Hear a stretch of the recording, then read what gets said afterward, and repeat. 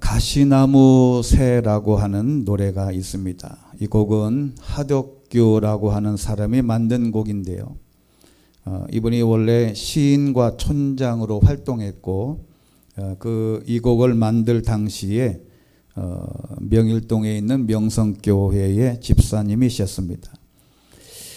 이 곡은 그 당시에 얼굴로 알려지지 않았던 가수 조성모라는 사람이 불러서 아주 공전에 히트한, 그런데 사실은 이 가시나무 새가 기독교 가스펠송입니다.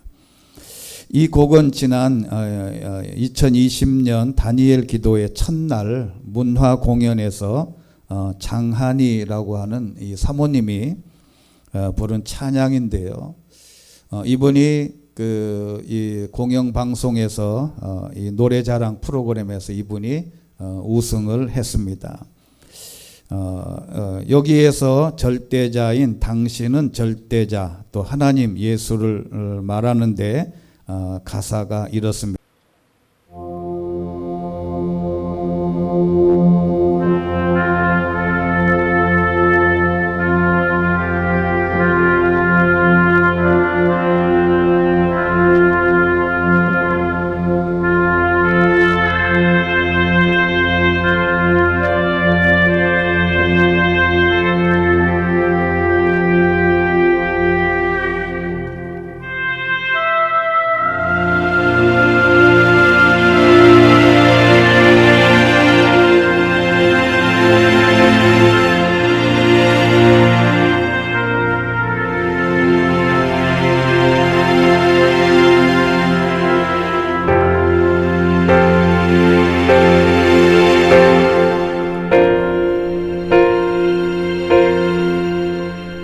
내 속에 내가 너무도 많아. 당신을 쉴 곳 없네. 내 속에 헛된 바램들로 당신아 편할 곳 없네. 내 속에 내가 어쩔 수 없는 어둠, 당신아 쉴 자리를 받고, 내 속에 내가 이길 수 없는 슬픔, 무성한 가시나무 숲 같네. 바람만 불면 그 메마른 가지 서로 부대끼며 울어대고 쉴 곳을 찾아 지쳐 날아온 어린 새들도 가지게 질려 날아가다.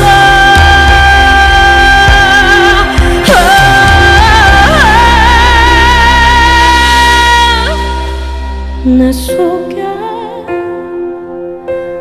내가 너무도 많아. 당신을 쉴 곳 없네.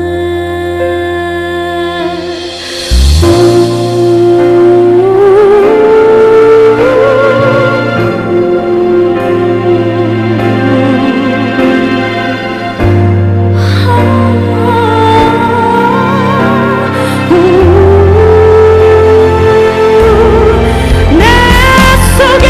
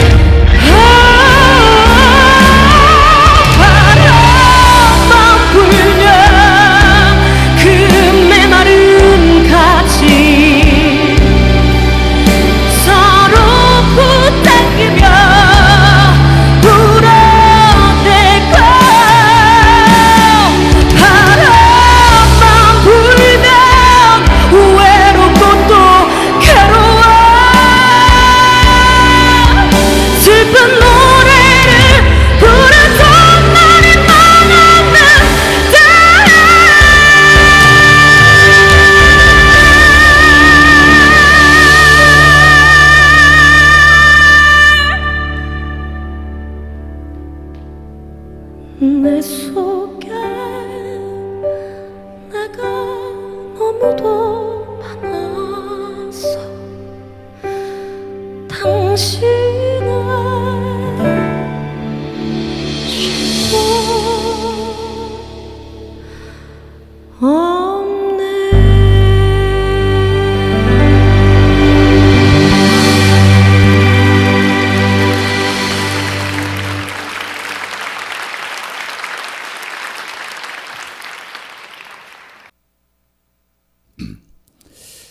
이 곡의 특징은 내 속엔 내가 너무 많아서 당신이 쉴 곳이 없다.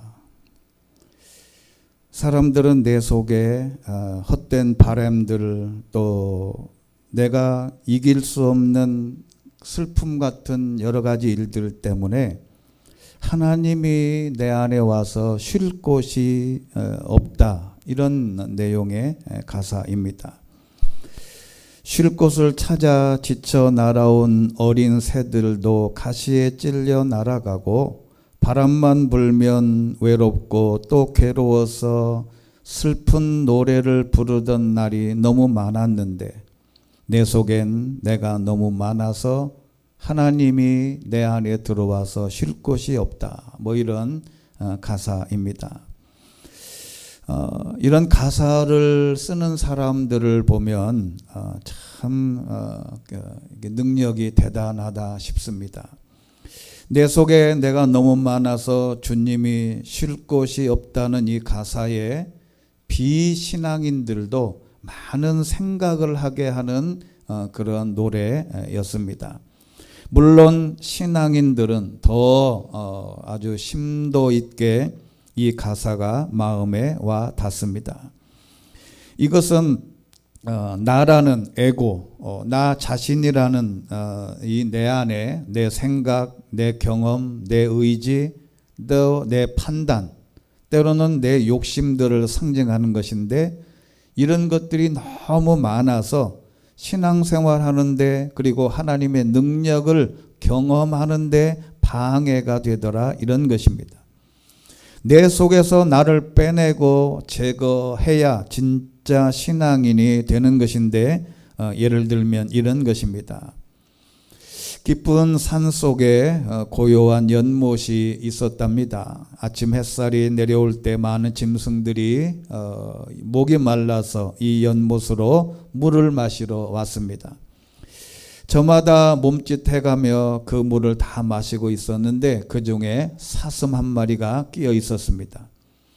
이는 고요하게 들이온 연못 그림자를 보면서 이 사슴 한 마리가 자기 뿔을 이렇게 비춰보았습니다. 그랬더니 너무 잘생긴 뿔이 뿔을 보면서 이리저리 바라보면서 스스로 만족해 했습니다. 다른 짐승들을 보니까 민머리에 아무것도 없고, 머리를 보면서 저것들은 참 불쌍하다, 이렇게 생각을 했습니다. 내 뿔을 좀 봐라, 얼마나 근사한가, 얼마나 멋있냐. 그 나뭇가지처럼 뻗쳐 올라간 그 뿔을 물에 비춰보면서 혼자서 자기 모습에 감동하고 즐기고 있었습니다. 그런데 갑자기 숲에서 사자가 나왔습니다. 나와서 으르렁라고 할 때에 모든 짐승들이 순식간에 쏜살같이 도망했지만은, 물론 이 사슴도 도망갔습니다.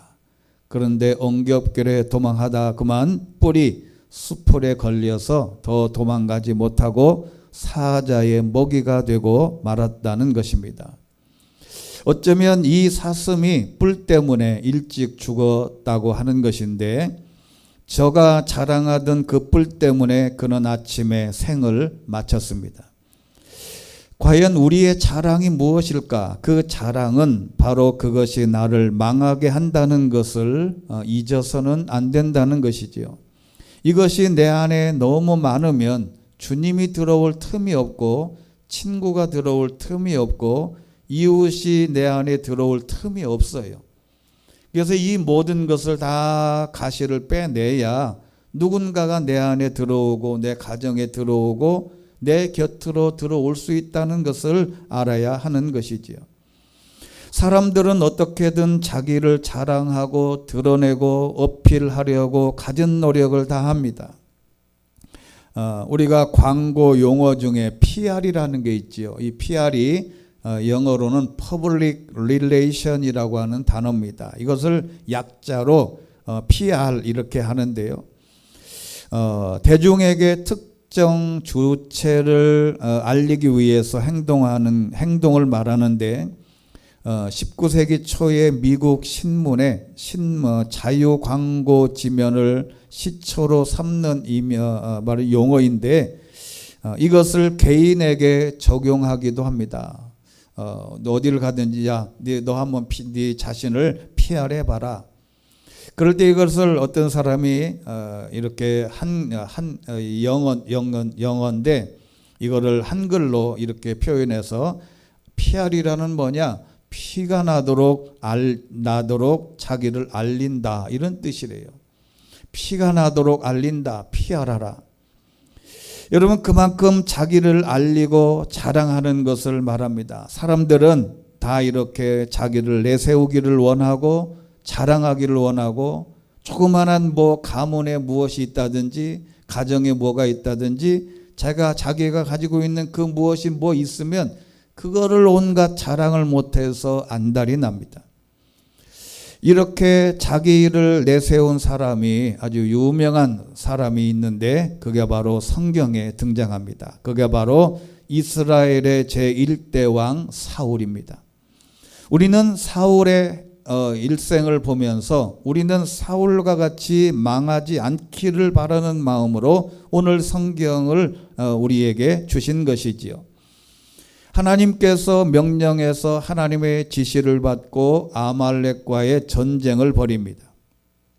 성경에서는 늘 그랬듯이 전쟁은 하나님께서 함께 하실 때만 이기는 것이었습니다. 이스라엘의 전쟁은 여호와께서 저들을 내 손에 붙였느니라 라는 구절이 있을 때만 전쟁에서 승리했습니다. 이렇게 나가서 싸워 이겼습니다. 승리를 거두었습니다. 그런데 그 승리를 거둔 다음이 문제라고 제가 계속 말씀드렸지요. 사무엘이 전쟁에서 승리하고 여호와 나를 여기까지 도우셨다. 에벤에셀의 하나님을 찬양하고 하나님께 영광을 돌렸습니다. 여호수아와 모세와 갈렙도 승리한 다음에 여호와 니시라고 하나님께 제사 지내고 하나님께 영광을 돌렸어요. 그런데 유독 오늘 이 사울 왕은 이렇게 해서 승리했음에도 불구하고 하나님 전에 나와서 제단을 쌓고 예배드리고 하나님께 영광을 돌리는 게 아니라 곧장 자기의 전승 기념비를 세웁니다. 여호와 앞에 제단을 쌓지 않고 승전 기념비를 세워요. 사울이 기념비를 세웁니다. 자기를 위하여 기념비를 세운 것인데 후세 사람들이 나를 기억해달라 이렇게 승리했다고 알리는 것이에요. 그런데 17절에 있는 말씀 보면 이런 구절이 있습니다. 우리말 성경으로 제가 읽겠습니다. 사무엘이 말했습니다. 예전에 당신이 스스로 보잘것없는 사람이라고 생각했을 때 이스라엘 지파들의 머리가 되지 않았냐? 여호와께서 당신에게 기름 부어 이스라엘을 다스릴 왕으로 삼으신 것이다. 왕이 스스로 작게 여길 때, 스스로 보잘것없는 사람이라고 생각할 때 하나님이 부르셔서 이스라엘 백성에게 통치하는 왕의 위치까지 올라갔는데 이제는 네 스스로 네가 높이니까 하나님께서 낮추시겠다는 겁니다. 사실 사람은 자기가 겸손하여 스스로 작게 여길 때까지가 존재의 가치가 있는 것 같습니다. 그 겸손의 모습이 사라지면 이제 모든 사람들이 다 싫어합니다. 교만한 사람을 하나님도 싫어하지만 일반적인 사람도 다 싫어해요.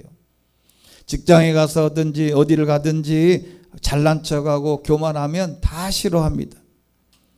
어느 나라, 어느 문명이든 어느 개인이든 스스로 높이는 자를 하나님께서도 용납치 않으실 뿐만 아니라 사람도 싫어합니다. 왜냐하면 하나님이 싫어하는 이유는 높아지고 있는 동안 하나님을 부인하기 때문에 그렇습니다. 은혜를 부인합니다. 내가 지금까지 잘된 것을 부인합니다. 내가 잘했다고 생각하는데 교만한 자를 하나님이 물리치시고 겸손한 자에게 은혜를 베푸시는 것이 하나님의 원리입니다. 나니아 연대기를 쓴 C.S. 루이스라고 하는 사람이 이렇게 귀한 말을 했는데, 교만한 사람은 밑을 내려다보는데 급급한 나머지 위에 계신 분을 제대로 보지 못한다. 교만한 사람은 밑에만 쳐다보고 밑에만 내려다보고 있는 동안에 위에 계신 하나님을 제대로 보지 못하는 것이 아니겠냐. 교만한 사람은 밑에 것만 내려다보면서 바로 위에 계신 하나님을 보지 못하고 교만하게 되는 것입니다. 미국의 제1대 대통령이 조지 워싱턴입니다. 미국 화폐 중에 제일 많이 쓰이는 1달러 화폐 안에 이 조지 워싱턴 사진 그림이 있습니다. 그는 옛날에 타자기가 없을 때니까 편지를 꼭 이제 직접 손으로 써야 되는데, 편지를 쓰고 마지막 부분에 항상 이렇게 글을 썼답니다. 당신의 보잘것없고 충직한 하인으로부터. 대통령이 밑에 있는 강요나 누구에게나 편지를 직접 쓰고 맨 밑에 당신의 보잘것없고 충직한 하인으로부터. 당신의 보잘것없고 충직한 하인이 이 편지를 씁니다. 대통령의 편지였습니다. 많은 사람들이 이 편지를 받고 얼마나 부끄러워했겠습니까? 한 나라의 대통령이 자신에게 편지를 보내면서 당신의 보잘것없고 충직한 하인으로부터, 충직한 하인일 거라는 것, 이렇게 표현했다고 해서 조지 워싱턴이 무시당하는 것 아닙니다. 그만큼 더 존중하는 것이죠. 사실 성경을 깊이 연구해 보면 의롭고 불의하고 선하고 악하고 또 얼마나 사람이 악한가, 이런 것은 문제가 안 됩니다. 얼마나 더럽고 추하냐, 문제가 안 돼요. 하나님은 항상 이 모든 것을 다 용서를 빌고 용서하십니다. 그런데 하나님의 심판의 기준이 딱 하나 있습니다. 그게 바로 겸손하냐 교만하냐랍니다. 거기에 초점을 맞추고 있습니다. 우리가 아는 성경에 하나님의 사랑을 받은 사람들은 절대로 의인이 아니에요. 이상한 사람들입니다. 모두가 다 기준이 있다면 그럼에도 불구하고 겸손한 사람을 하나님이 인정하고 다시 쓰시는 역사가 그렇습니다. 오늘 성경에 보면 사울은 이렇게 교만했습니다. 은혜로 전쟁을 이겼는데 자기가 이겼다고 생각을 해서 기념비를 세우고 많은 사람들에게 자기를 자랑한 것이에요. 하나님이 명령하셔서 그 명령대로 승리하고 하나님이 이겨주신 것인데 자신의 것이라고 그 하나님의 공을 가로챈 것입니다. 우리가 보통 직장 생활할 때도 부서에서 이렇게 자기가 프로젝트를 잘 짰는데 이거를 중간에 있는 과장이 자기가 한 것처럼 윗선에 보고할 때 아주 굉장히 기분이 나쁜 거죠. 그게 바로 공로를 챈 거예요. 밑에 있는 부하 직원이 이걸 만들었습니다 라고 보고를 해야 되는데, 과장이 밑에 있는 직원이 만드는 것을 직원이 만들었다고 하지 않고 그대로 자기가 그 공을 가로채면 이게 굉장히 나쁜 것이죠. 이것보다 더 나쁜 게 하나님의 공로를 자기가 챈 것입니다. 하나님의 은혜인데 하나님께 영광을 돌리지 않고 그 영광을 자기가 가로챈, 사실은 도둑입니다. 내가 이겼노라, 내가 이것을 이겼다, 이렇게 기념비를 세우고 오래오래 기억되기를 바라고 기념비를 세웠는데 여러분이 아시는 대로 그는 승리자로 기념되려고 했지만 성경이 말하는 대로 성경에서 가장 부끄러운 사람으로 남게 됩니다. 그 당대의 왕위에서 끊어지고 심지어 온 가족 가문 전체가 일시에 죽고 맙니다. 대가 끊깁니다. 가문이 망하는 그런 부끄러운 왕이 되었습니다. 또한 그에게 가장 치명적이고 잘못되었던 점은 무엇냐면 회개 기회 얻었을 때 회개하지 않았습니다. 그 장면을 오늘에서 길게 설명하고 있는데 사무엘상 15장 3절 주보에 있는 성경 구절 첫 번째 거기 보면 이렇게 되어 있습니다. 하나님이 명령하신 것이죠. 너는 지금 가서 아말렉을 공격하고 그들에게 속한 모든 것을 완전히 멸망시켜라. 그 어떤 것도 남겨두어서는 안 된다. 남자 여자 어린아이와 젖먹는 아기 소와 양과 낙타와 나귀들을 모두 죽여라. 이렇게 하나님이 명령하셨어요. 그런데 13절에 오늘에 있는 13절에 있는 말씀에 와 보니까 사무엘이 사울에 있는 곳에 이르자 사울이 말했습니다. 여호와께서 당신에게 복을 주셨습니다. 내가 여호와께서 지시한 대로 다 따랐습니다. 이렇게 거짓말을 한 거예요. 그때 사무엘이 14절에 말합니다. 내 귀에 양들과 소들의 울음소리가 들리는데 어떻게 된 일입니까? 물어본 거예요. 하나님이 아말렉 족속의 모든 것을 짐승 하나라도 남기지 말고 싹 죽이라고 했는데 전쟁이 끝나고 와보니까 소와 양들의 울음소리가 막 들리는 거예요. 이 소리가 왜 그러냐 그랬더니 사울이 이렇게 변명합니다. 사실 변명하기라기보다 거짓말하는데요. 자신이 했다고 하지 않습니다. 여러분 지도자로서는 아주 저급한 지도자입니다. 자기가 해놓고 자기가 안 했다고 하는 것은 이 사울 왕의 지도자가 이미 아니에요. 시정 잡배만도 못한 아주 저급한 사람이에요. 지도자는 책임을 져야 됩니다. 자기가 전쟁에서 승리해놓고 이렇게 변명합니다. 15절 보면 사울이 대답했습니다. 군사들이 아말렉 사람들에게서 가져온 것입니다. 그러니까 우리 개정개혁판에는 무리가 이렇게 돼 있어요. 그러니까 이 사울이 그것은 내가 한 게 아니고 무리가 아말렉 사람들에게서 가져온 거예요. 그들이 여호와와 당신의 하나님께 여기 보세요. 사울의 이 말 속에 정말 이 단서가 담겨 있는데 여호와와 당신의 하나님께. 사울은 자기 하나님이 없어요. 여러분 우리가 신앙생활할 때 내 하나님이 있어야 되는데요. 아버지가 아무리 목사고 장로님이어도 아버지 하나님이 말고 내 하나님이 있어야 되는데 사울이 그럽니다. 여호와와 사울의 당신의 하나님이라고. 이게 말이나 될 일입니까? 당신의 하나님께 제사 드리려고 가장 좋은 양과 소를 남겨두었습니다. 나머지 것들은 다 죽였습니다. 군사들이 제사하려고 하나님께 드리려고 예배하려고 제물로 쓰려고 하나님의 선물로 남겨두었답니다. 16절 보니까 사무엘이 사울에게 그만두시오. 여호와께서 어젯밤 내게 하신 말씀을 전해주겠소. 그랬더니 사울이 말씀해 보세요. 17절 스스로 작게 여길 그때에 보잘것없는 사람이라고 생각할 때 당신을 왕으로 삼았지 않냐.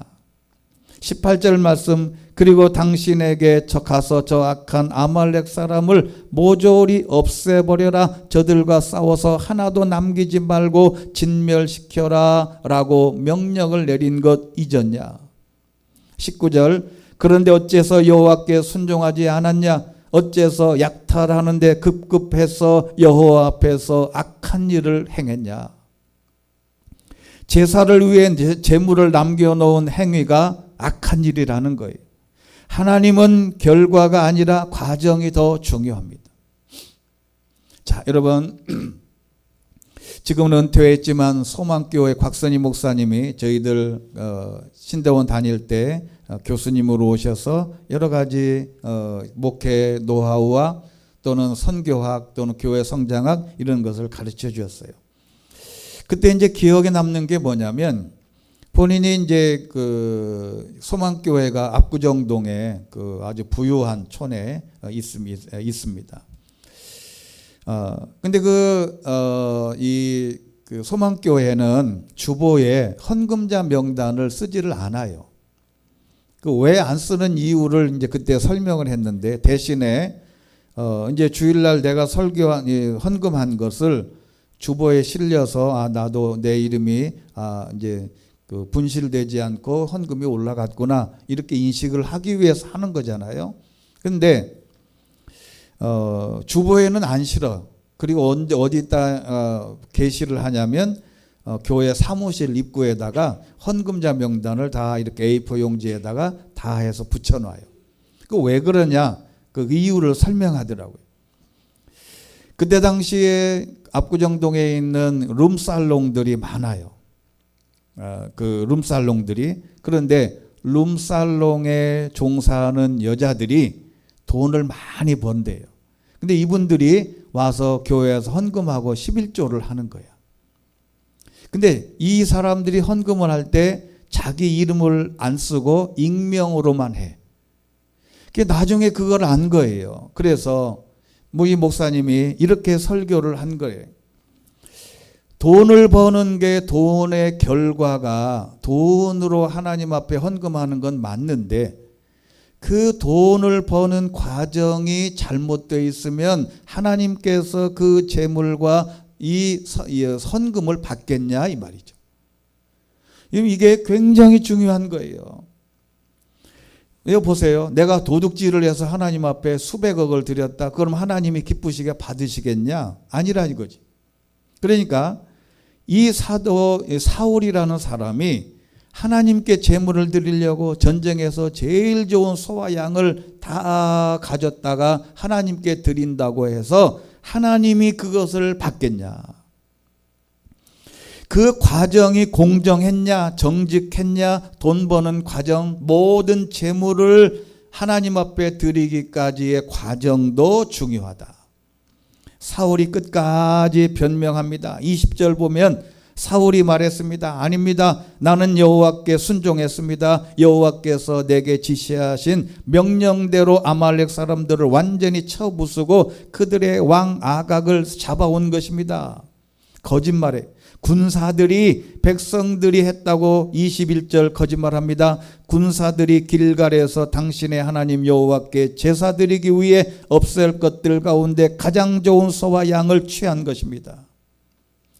제사 예배면 다 되는 것이 아니라 예배에 나오기 전의 모습이 더 중요한 것이라는 겁니다. 하나님의 명령까지 어기면서 제물을 준비해 오면 하나님이 기뻐하실 줄 알았던 것입니다. 그때 사울이 유명한 말을 합니다. 사무엘이 순종이 제사보다 낫고 듣는 것이 숫 양의 기름보다 낫다. 제물 안 가져와도 된다. 엽돈 과부가 낼 돈 2렙돈이 어떤 사람의 많은 헌금보다 많다. 그 재물이 중요한 게 아니고 순종하는 과정이 더 중요하다. 이 하나님의 말씀을 거역하는 것은 점치는 죄 그리고 교만 우상을 섬기는 것과 같이 악한 것이다. 이렇게 사무엘이 지적을 한 것입니다.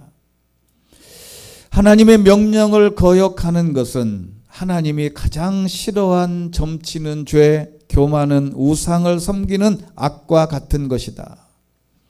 교만한 사람은 회개할 줄을 모릅니다. 회개할 줄 알면 진짜 신앙인이 되는 것입니다. 마음은 먹으면서도 회개 못합니다. 뉘우치면서도 회개 못합니다. 후회하면서도 회개를 못합니다. 사무엘 선지가 그를 책망할 때, 주의를 지적할 때가 회개하지 못했는데 다윗 먼 훗날 다윗도 죄를 지었어요. 다윗도 더 큰 죄를 지었습니다. 우리야의 아내를 범하고 간통하고 임신까지 하게 하고 그 남편 우리야를 전쟁터에 미리 보내서 앞에서 선두 지휘하도록 명령해서, 그리고 뒤에 있는 백성, 이 군사들이 그냥 혼자만 내비두고 싹 빠져나와 가지고 다 죽게 만들었어요. 그냥 완전히 살인하기 위해서 계획적인, 지금 말로 말하면 아주 계획적인 살인한 사람이 다윗이었어요. 그때 사무엘이 가서 당신이 죄인이다, 죄를 지었다 고백할 때 바로 다윗 왕은 그 자리에서 무릎을 꿇고 자기 침상이 썩도록 울면서 하나님 앞에 회개했습니다. 죄의 문제가 아니에요. 어떤 죄를 지었느냐가 문제가 아니고 그 죄를 회개하냐 안 하냐가 중요한 것입니다. 이 사울이 어디서 변명이 나오는 거냐? 인간의 인격은 변명이 있냐 없냐로 평가된다고 합니다. 인간의 인격은 변명하냐 변명하지 않냐. 자기 변명하는 것처럼 미련한 것이 없답니다. 이것이 교만의 결과요, 이것이 진실을 잃어버렸기 때문에 그렇다는 것입니다. 우리가 산에서 나와야 산을 볼 수 있습니다. 바로 나 자신에게서 나와서 자신을 보아야 내 자신을 볼 수 있는 기회가 되는 것입니다. 산속에 있을 때는 절대로 산을 볼 수가 없습니다. 산에서 나와야 산을 볼 수 있듯이 나 자신도 내 자신에게서 나와야 비로소 내가 얼마나 교만한 사람인지, 나의 고집과 아픔이 얼마나 큰 해가 되는지 객관적으로 볼 줄을 아는 눈을 길러야 합니다. 결론입니다. 교만의 반대는 그래서 순종입니다. 옛날에 이 말을 목사의 말에 순종하라 이렇게 강조하는 목회자들이 꽤 많았으나 그 말이 아닙니다. 목사의 말에도 거역해도 괜찮습니다. 하나님의 음성, 하나님의 말씀, 성령의 음성에는 노 하시면 절대로 안 됩니다.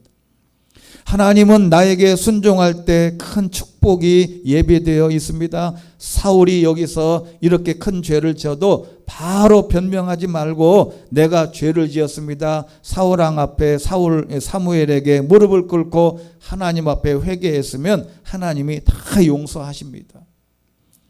하나님은 나에게 순종할 때 큰 축복이 예비되어 있다는 것을 우리는 꼭 잊지 말아야 돼요. 여러분, 이 열심히 예배드리고 순종하는 것이 축복의 길인데, 자, 그러면 오늘에 있는 시로 다시 돌아가서 내 속에 내가 너무 많아서 하나님의 능력이, 하나님의 존재가, 하나님의 역사가 내 안에 들어와서 쉴 곳이 없다. 내 안에 있는 것이 그게 뭐냐? 그게 바로 교만이라는 것입니다.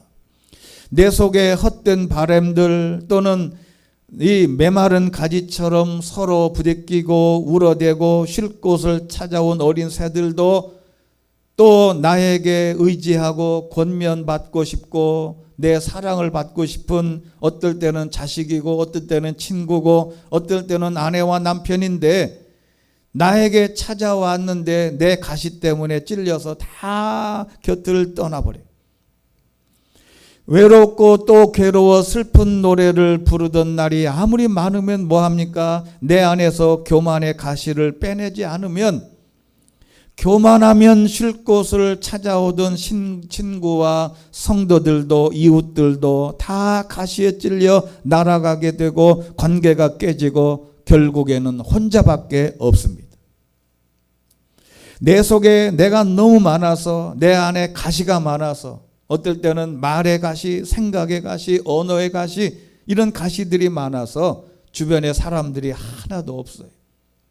일단은 내 안에 있는 모든 가시를 다 거두어내면 그 다음부터 누가 오든지 그 사람과 어울리게 되고 둥지를 제공하는 것처럼 편안하게 된다는 약속의 말씀입니다. 우리 안에 진정한 주님의 쉴 곳을 마련하는 것은 교만의 가시를 빼내는 것입니다. 이것을 기도로 잘 청소하고 빼내시면 하나님께서 우리에게 다가오셔서 우리의 생각을 뛰어넘는 하나님의 방법으로 축복해 주시게 되는 줄로 믿습니다. 여러분, 말씀의 방법은 말씀의 거울에 비추어 보고 하나님의 은혜를 아는 것이 중요해요.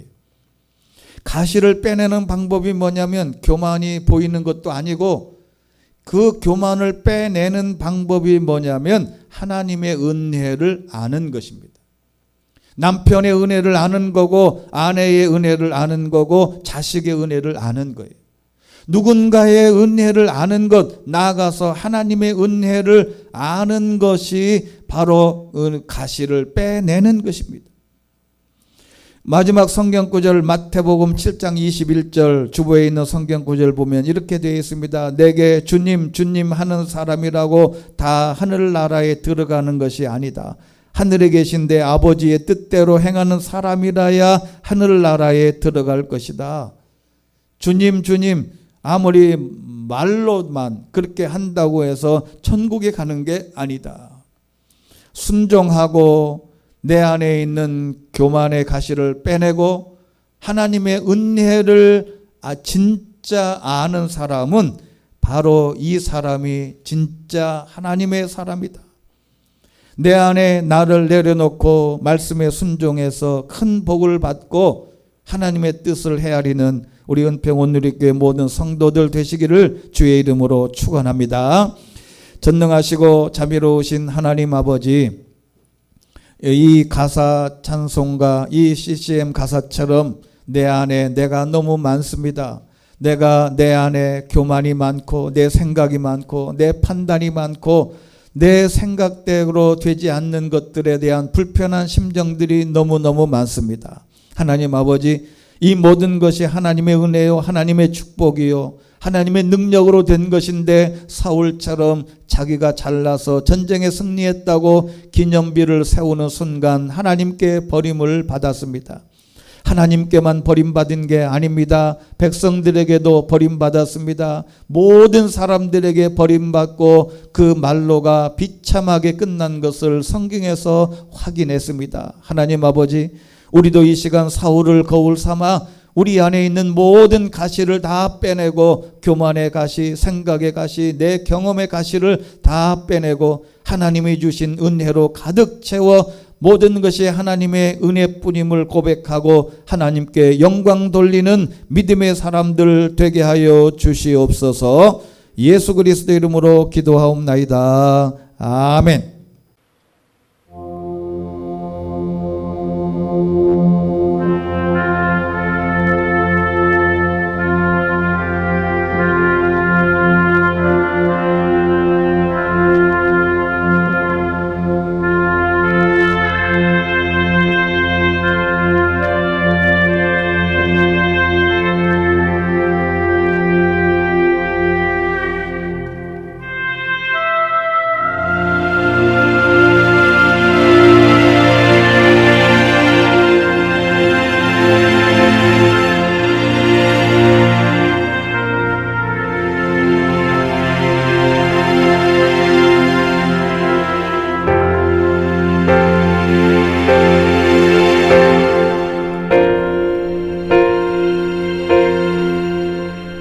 내 속에 내가 너무도 많아. 당신을 쉴 곳 없네. 내 속에 헛된 바램들로 당신을 편할 곳 없네. 내 속에 내가 어쩔 수 없는 어둠, 당신을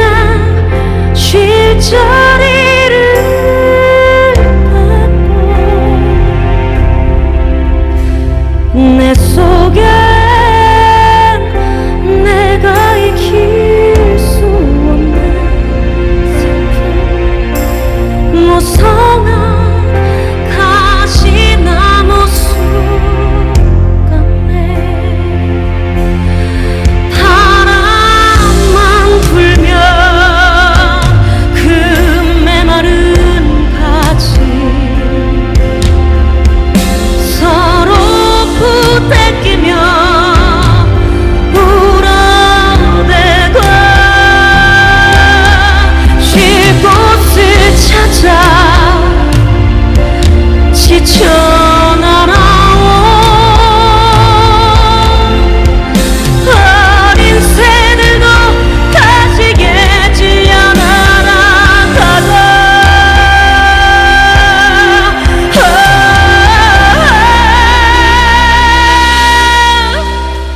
내 속에 내가 너무도 많아 당신을 쉴 곳 없네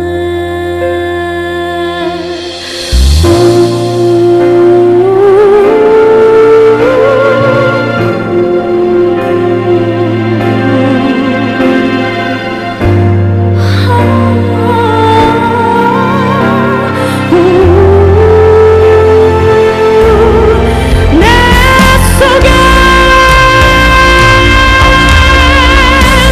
내 속에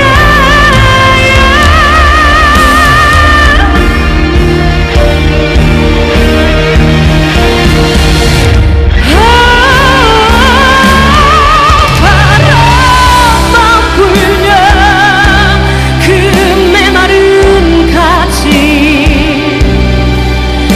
서로 부탁이며 울어대고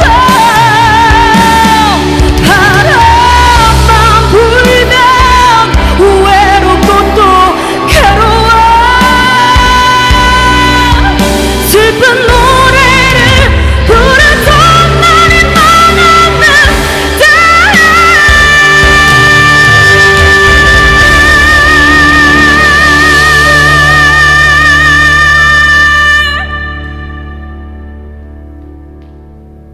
내 속